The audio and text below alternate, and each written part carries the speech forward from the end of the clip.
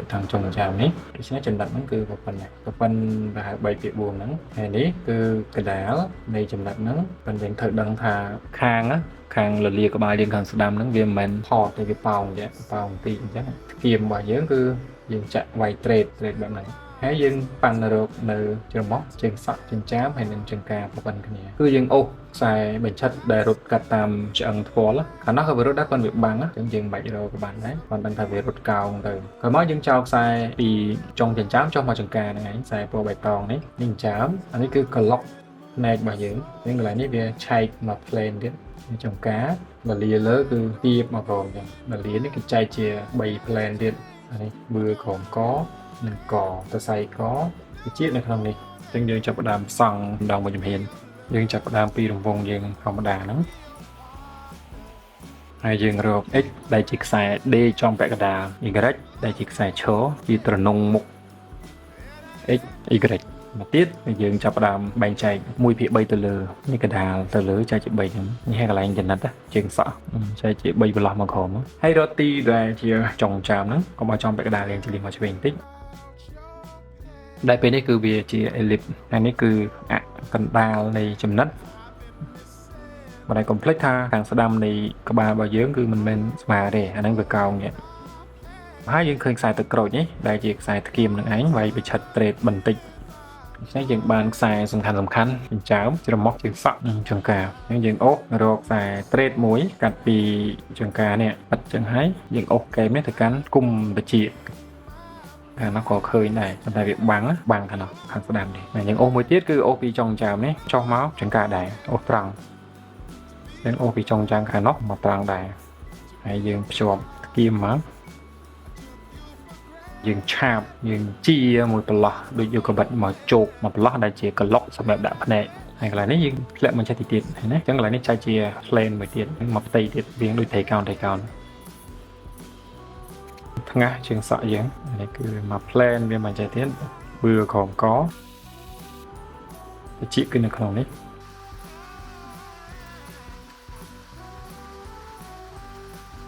កច្រើនគឺភេទប្រុសសរសៃក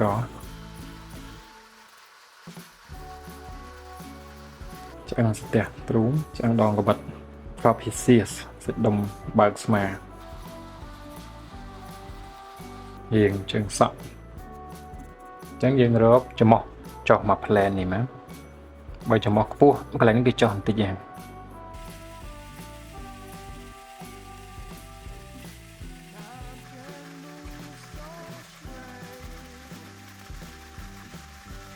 ចឹងរូបតួអង្គនេះគឺប្រវេមាត់ក្រោមរបស់គាត់ហ្នឹងគឺរៀងខិតលើបន្តិចយ៉ាងណាក៏ដោយយើងរកជារៀងរួមចេះសិនទៅកុំតាន់ final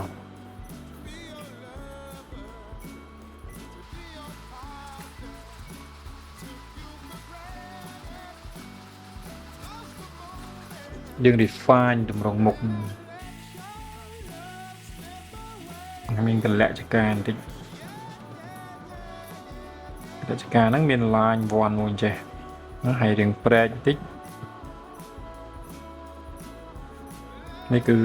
contour ដែលបង្ហាញ Terminator យើងរកអស់ហ្នឹងគឺវាជួយយើង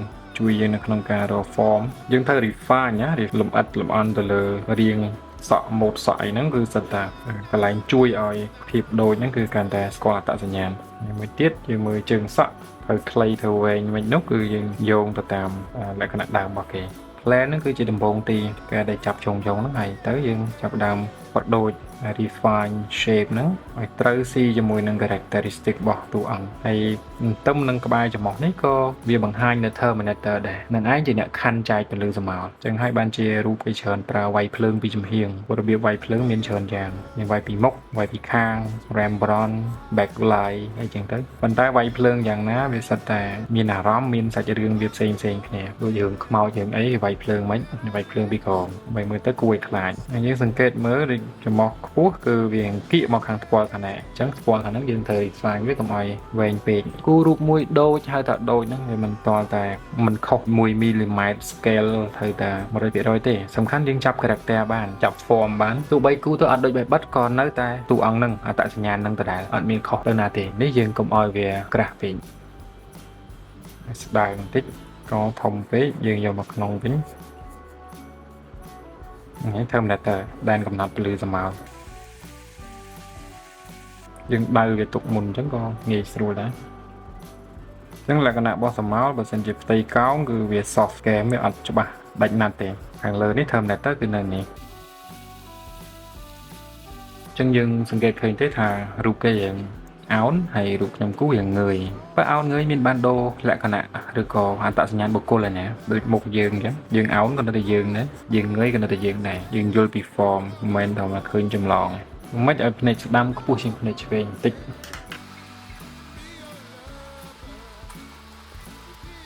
ហេតុអីបានជាភ្នែកម្ខាងខ្ពស់ជាងម្ខាងនេះគឺដោយសារមើលវិឆិតវាជាម្ខាងហើយធំជាងម្ខាងនេះគឺចំមុះអឺរ៉ុបណាយើងខ្ពស់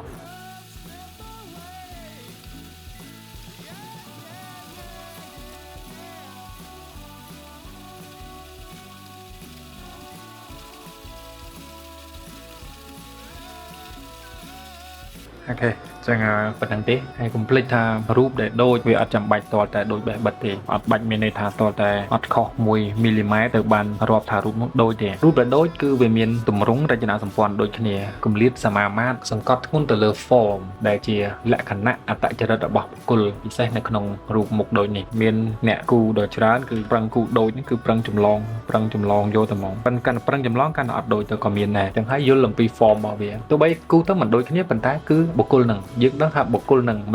មិនជាអ្នកផ្សេងបែបនេះគឺយើងអាចគូឲ្យល្អជាងការពិតទៀតផងបាន